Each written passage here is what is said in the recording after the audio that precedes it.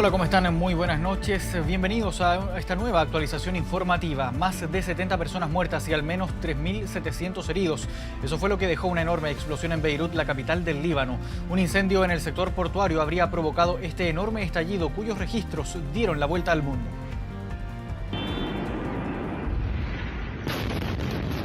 En su pantalla, solo una muestra de la enorme explosión que este martes azotó a la capital libanesa y cuya onda expansiva se percibió prácticamente en toda la ciudad de Beirut.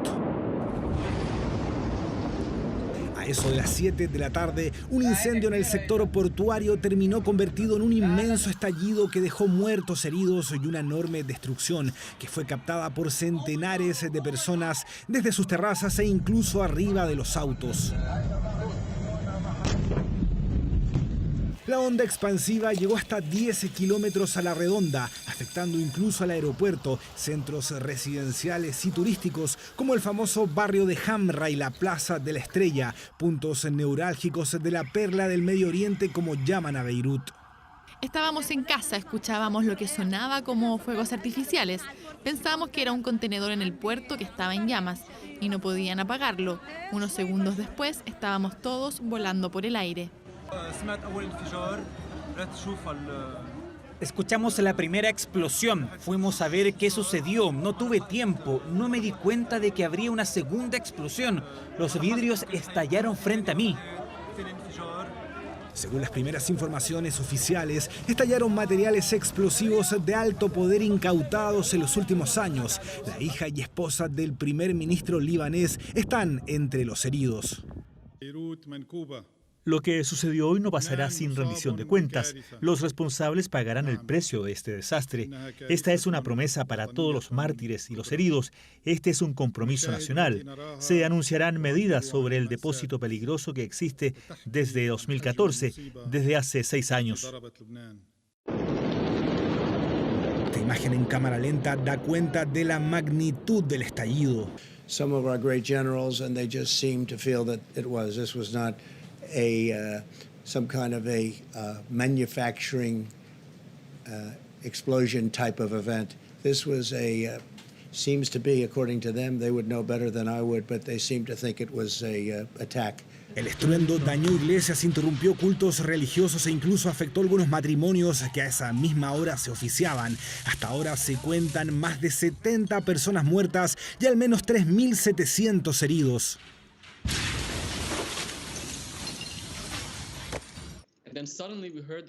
De repente oímos una explosión muy fuerte, los vidrios del auto en el que iba se rompieron y los de los autos que nos rodeaban, los edificios, todos los vidrios se cayeron. Llovían vidrios por todo Beirut. Era como un volcán. Fue algo que nunca había experimentado en mi vida. El ruido, el humo y cómo se llama, la cantidad de kilómetros que alcanzó y cuántas personas lo sintieron. Fue la primera vez que ocurría en este país. Tras las 2 explosiones registradas en el puerto, el Consejo Superior de Defensa libanés declaró a Beirut como zona de desastre. Hasta ahora la hipótesis que se maneja es la misma que han pronunciado las autoridades, que el estallido fue un accidente producto de un incendio fuera de control que afectó a una zona donde se almacenaba material altamente explosivo.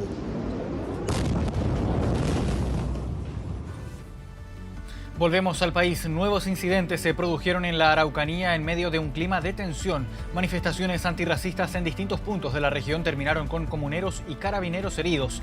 En tanto, la persona que este lunes fue captada incendiando un camión enfrentó a la justicia y quedó en prisión preventiva.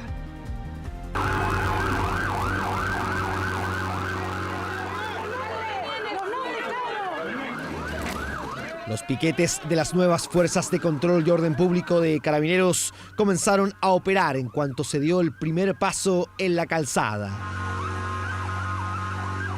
Decenas de manifestantes intentaban marchar por las calles céntricas de Temuco en rechazo al racismo, dijeron, pero minutos antes de que lo hicieran fueron advertidos por la policía uniformada.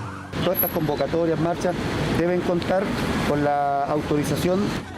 Y esta no tenía el permiso que otorga el gobierno.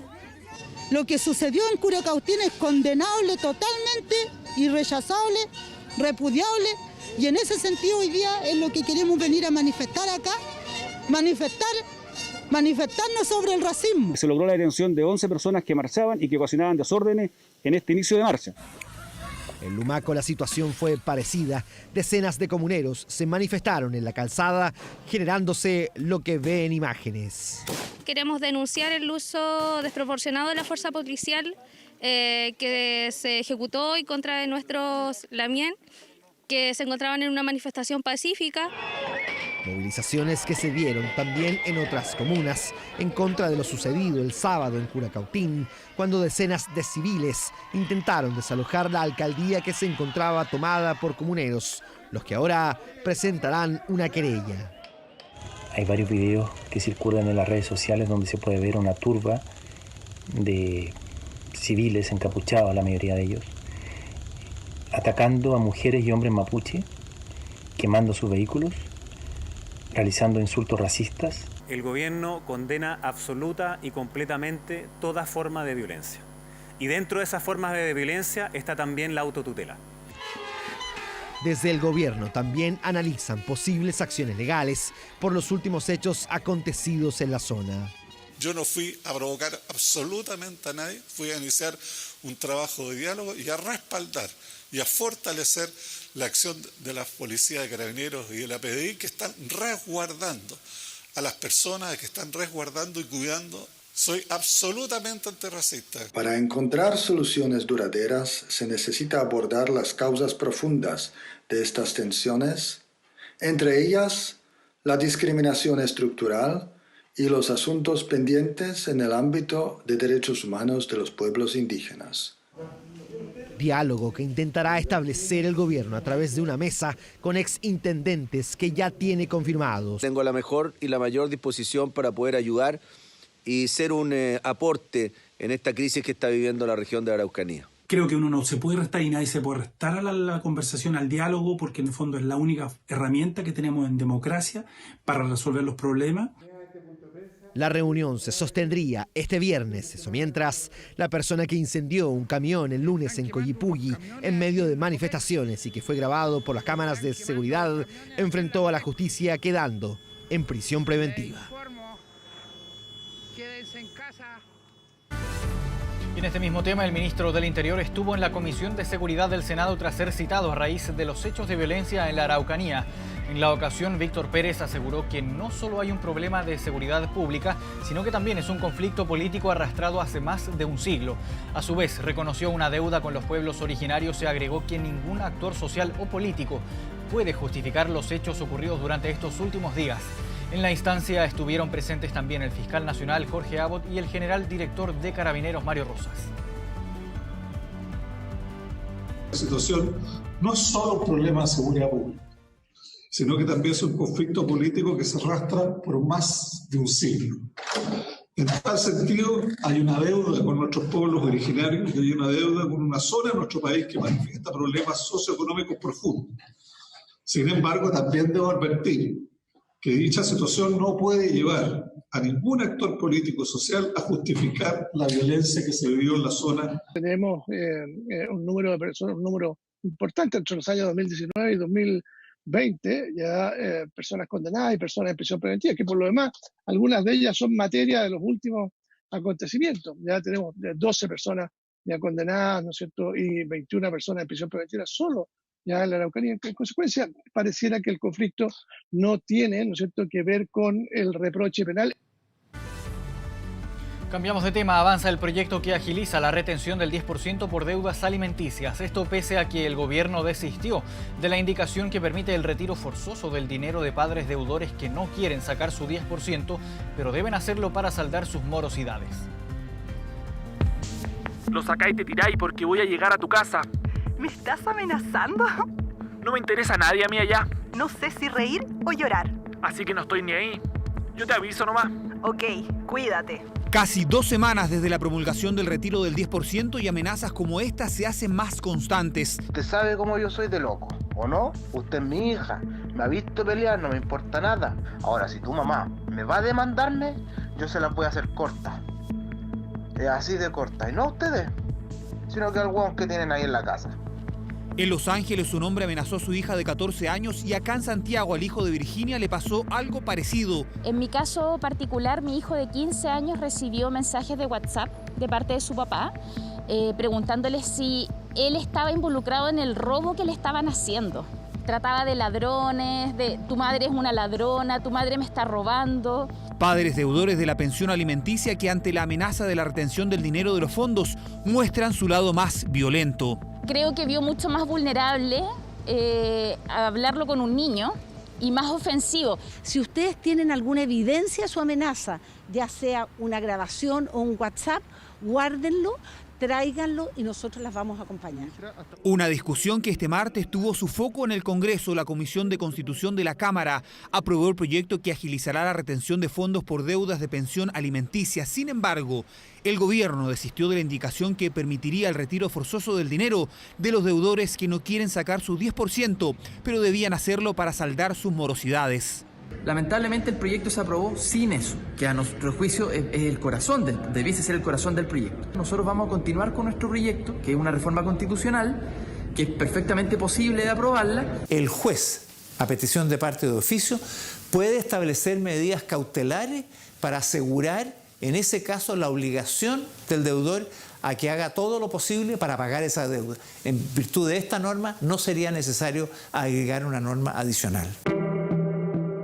Este miércoles debería aprobarse un proyecto que ha tenido una cifra récord de solicitudes. Según la Corte Suprema, se han confirmado más de 409.000 requerimientos, aunque de ellos 229.000 son causas por alimentos posiblemente incumplidos y un total de 214.000 deudores. Muchos demandantes han duplicado la presentación de escritos. Pretender que en 24 horas se asuma el trabajo que normalmente se realiza en un año y medio no resulta realista.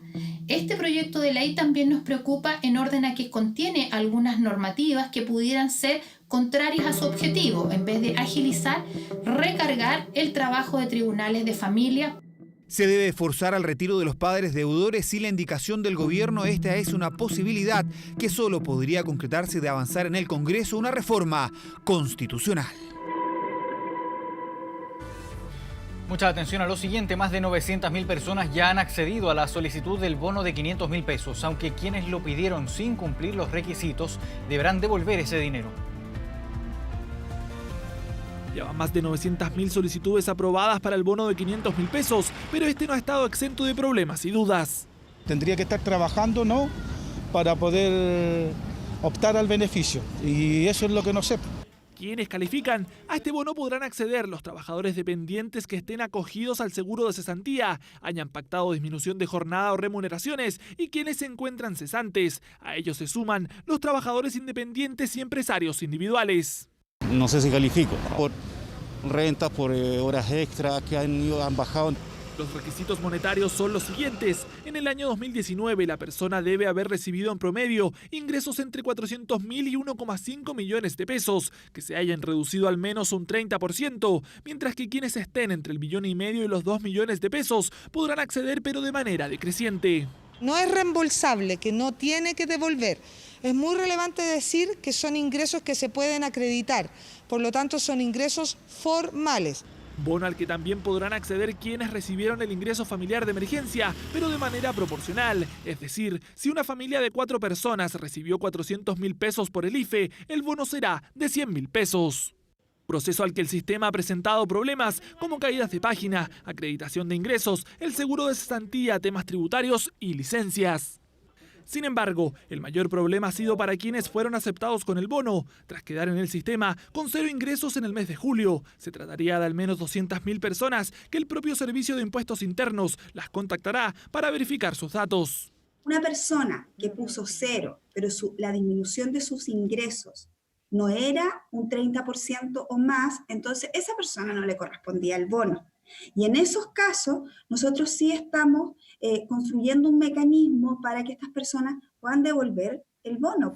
Solamente aquellas personas que luego, habiéndose probado que pusieron una vez que era 0 y después ratificaron que era 0, pero sin embargo eso no era cierto, por supuesto que a esas personas les corresponde que tengan que devolver ese dinero. Problemas del Servicio de Impuestos Internos, al que la Comisión de Economía del Senado ofició y citó a su director. Es urgente una respuesta y una acción de parte del Servicio de Impuestos Internos en esta materia, sobre todo pensando en las familias que hoy día con urgencia requieren la respuesta del Estado. Proceso que durará por todo el mes de agosto y que se espera que a partir de este sábado se sume la posibilidad de solicitar los créditos blandos. El empresario Emeterio Ureta fue sorprendido encerrando a un trabajador en la maleta de su camioneta. Según dice, lo hizo porque el hombre no tenía salvoconducto. La persona que lo grabó anunció acciones legales. 1 de la tarde, Suecia, esquina Hernán Cortés. En el pick-up de la camioneta había un hombre. A todas luces parecía una acción extraña, más aún con lo que iba a ocurrir después. Oiga, ¿va a llevar a esa persona metida ahí?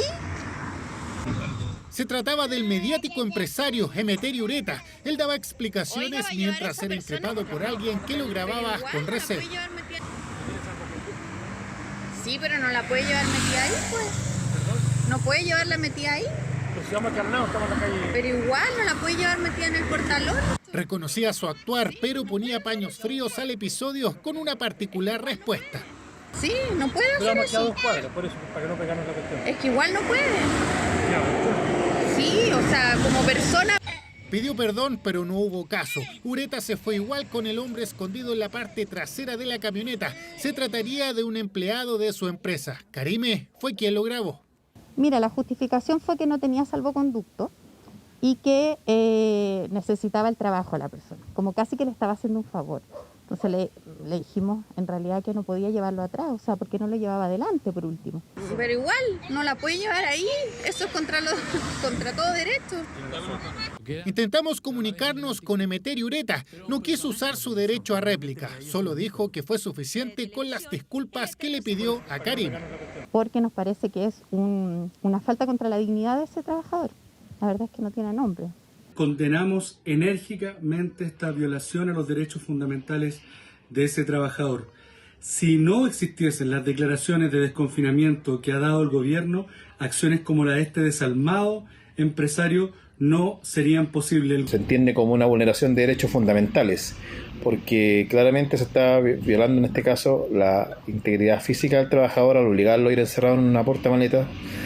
Además se está vulnerando su libertad personal. En ese sentido, el trabajador podría accionar contra su empleador, acusando la vulneración de sus derechos fundamentales. Karime, la testigo, aseguró que hará una denuncia a Fiscalía contra Emeterio Ureta con esta prueba. Sí, no puede hacer eso. Por eso, para que no pegarnos la cuestión. Es que igual no puede. Sí, o sea, como persona... Bien, y vamos de inmediato a las calles de Santiago. A esta hora revisamos información policial de las últimas horas en la voz de Rodrigo Pérez. ¿Cómo estás, Rodrigo? Buenas noches. ¿Qué tal, Marco? ¿Cómo te va? Comenzamos este reporte policial contándoles de un femicidio que ocurrió durante la última jornada en la comuna de Ñuñoa. Toda esta situación, eso sí, comenzó bien temprano, cerca del mediodía, cuando se registró una discusión en un domicilio que incluso fue escuchado por algunos vecinos. Más tarde hubo una denuncia en una unidad policial de un hombre para así revelar que hubo un femicidio. ¿Quién fue el primo bien familiar del agresor? Se trató de un hombre colombiano de 25 años, quien fue detenido por la Policía de Investigaciones a través de la Brigada de Homicidios, donde se pudo constatar la muerte de una mujer de 18 años. Una situación bastante compleja. Estaban acompañados también de su pequeño hijo de tan solo un mes. El hijo no resultó con lesiones, tuvo que ser trasladado, eso sí, hasta un recinto asistencial, pero sin duda fue una situación bastante compleja que comenzó con discusiones, incluso agresiones que terminaron con la vida de esta mujer. Este hombre va a enfrentar la justicia ya a partir de mañana y según el relato que mantienen los vecinos y también el propio detalle que mantiene la policía, habían constantes denuncias de agresiones y también discusiones entre esta pareja. También no había una cercanía tanto de la pareja con los propios vecinos, pero sin embargo estaba este antecedente de algunas situaciones de violencia que incluso los propios cercanos del entorno pudieron allí apreciar. Situación que está siendo investigada por la Policía de Investigaciones y entonces que terminó con la detención de esta persona. Vamos a revisar algunas declaraciones a través de la Fiscalía Oriente y también la propia PDI, que entregaron más detalles sobre lo ocurrido. Joven de 18 años, la que conforma las diligencias que se realizaron con la Brigada de Homicidio y el Laboratorio Criminalístico de la Policía de Investigaciones, dirigidas por esta Fiscalía, se pudo comprobar y determinar que fue causada por su pareja, un joven de 25 años, de nacionalidad colombiana, el cual en una discusión de la pareja la agredió y finalmente le causó la muerte por asfixia. Esta pareja tenía un hijo de 1 mes de edad que estaba junto a la víctima, que no resultó lesionado y que se encuentra hoy día a salvo en el hospital Calvo Maquena. Vamos ahora hasta el sur de nuestro país, particularmente al sector de Metrenco, donde nuevamente se registraron algunos incidentes en el sector de la Ruta 5 Sur a la altura del kilómetro 681, pero allí hubo un ataque a un camión y todo esto ocurrió cerca de las 9 de la noche de la jornada de ayer, cuando un conductor iba transitando por ese sector. Asegura él que fue emboscado por aproximadamente 20 personas, quienes comenzaron a disparar. El conductor incluso dice que tuvo que salir corriendo desde ese lugar para así evitar una situación mayor. Posteriormente, cuando ya regresó hasta su camión, se dio cuenta que había sido incendiado. Una situación que está siendo investigada también por Carabineros. Bomberos tuvo que llegar hasta ese sector y que ya es una jornada más de situaciones que se han registrado ahí en el sector, o más bien en la región de la Araucanía, pero en Metrenco este conductor sí no resultó con lesiones de gravedad, aunque de todas maneras también tuvo que ser atendido para así constatar parte de las lesiones. Nosotros conversamos con él, nos relató parte de la situación, así que vamos a revisar esas declaraciones. Me fui corriendo allá en zigzag, así que por eso no me agarraron. Vendría más o menos unos 30 metros de San Mío corriendo. Y me metí entre medio de los autos para allá que se pararon y después ya arrancaron. Lo gritaron otros y se devolvieron. Así que ya de ahí volví al camión y ya estaba todo incendiado ya. Ahí llegó la policía. Bien, parte entonces de las últimas informaciones policiales hasta esta hora, Marco. Gracias, Rodrigo. Nos mantenemos en contacto. Buenas noches. El senador Manuel José Osandón será formalizado por delito reiterado de tráfico de influencias. El parlamentario reiteró su inocencia, pero decidió suspender su militancia en RN para enfrentar este proceso. El caso surgió luego de la acusación de Cristian Balmaceda, alcalde de Pirque y primo del senador, quien señaló que hubo presiones de Osandón en el Consejo Municipal que buscaban favorecer a una empresa de extracción de áridos en la que se desempeñaba uno de sus hijos. El senador aseguró que en su cuenta de Facebook que la formalización no lo sorprende y aseguró también que quienes continuamente nos hemos enfrentado a los grandes poderes políticos y económicos recibimos la venganza de los poderosos. Eso fue lo que sostuvo en la red social. Dicho tribunal tiene que fijar una audiencia para los efectos de que la Fiscalía comunique los cargos en contra del senador que corresponden a delitos reiterados de tráfico de influencia y se le va a imputar al senador autoría como ejecutor de los mismos. Y atención con lo siguiente, ahora es más fácil postular al subsidio de arriendo que otorga 250.000 pesos mensuales. El Ministerio de Vivienda decidió eliminar algunos requisitos para facilitar que 100.000 hogares puedan acceder a este beneficio. El beneficio es plata líquida directo al bolsillo. En total 250.000 pesos que durante 3 meses serán entregados a 100.000 hogares chilenos que, golpeados por la pandemia, acrediten una reducción de al menos un 30% en sus ingresos. Tenía que pagar 300.000 pesos y tuvimos que buscar otro arriendo por 200.000 pesos. Entonces igual el que uno se gane este beneficio es tranquilidad. Esa es la palabra, es tranquilidad de no estar asustada si el próximo mes voy a tener o no para pagarlo. Jennifer postuló en el primer llamado del 14 de julio, donde se pedían muchos requisitos. Ahora es más simple. Hay que acreditar la pérdida de empleo, no ser propietario y estar arrendando, pero ya no será necesario estar en el registro social de hogares. Eliminamos ese requisito, lo cual simplifica enormemente, porque la postulación se puede hacer 100% digital y por tanto evitamos aglomeraciones, evitamos riesgo de contagio. El subsidio entrega 250.000 pesos mensuales a quienes paguen hasta 600.000 en arriendo, siempre y cuando el ingreso familiar no supere los 2 millones de pesos. Son 3 meses que vamos a tener pues de mayor calma para sobrellevar la situación. Nosotros pagamos aproximadamente 460.000 pesos, incluyendo los gastos comunes, lógicos. Y de verdad esto es un gran apoyo porque tenía muchas preocupaciones de no saber cómo voy a pagar el mes siguiente del arriendo. Incluso este mes de agosto no sabía cómo pagarlo porque mis ingresos han disminuido casi en su totalidad. Vamos a entregar flexibilidad para que incluso personas que no tenían formalizado su contrato puedan acreditar que tenían un arriendo, pero si tenían un arriendo con anterioridad al 31 de mayo y lo tienen todavía vigente, pueden postular este subsidio. Todas las postulaciones se realizan por internet a través del portal mimbu.cl. Son 100.000 subsidios de 250.000 pesos mensuales que se entregarán hasta el próximo 24 de agosto. Internacional. Vamos a noticias del mundo en medianoche. El expresidente de Colombia, Álvaro Uribe, fue detenido por los presuntos delitos de soborno y fraude procesal.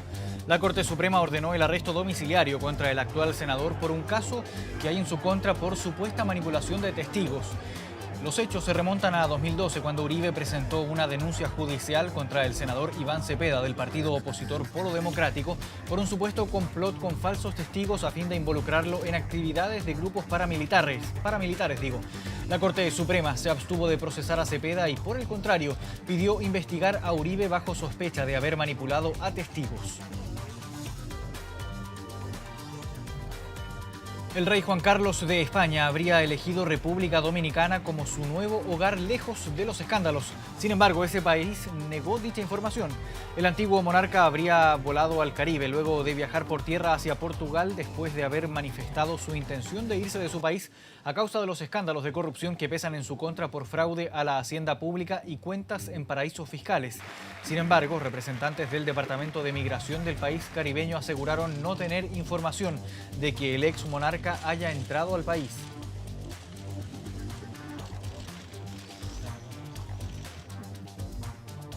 Tres náufragos dibujaron un mensaje gigante de SOS en la arena de una remota isla en el Pacífico Sur para atraer la atención de los equipos de rescate.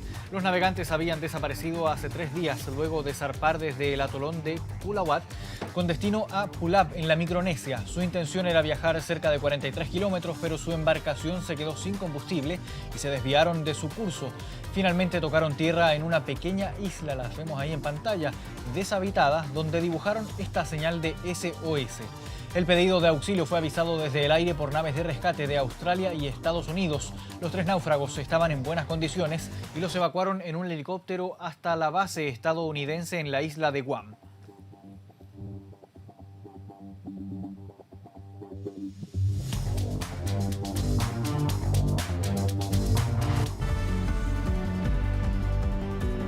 A esta hora tenemos una temperatura de 8,8 grados. Hoy miércoles Santiago estará parcial con una máxima de 18 grados. Por venir tendrá chubascos con una máxima de apenas 4 grados.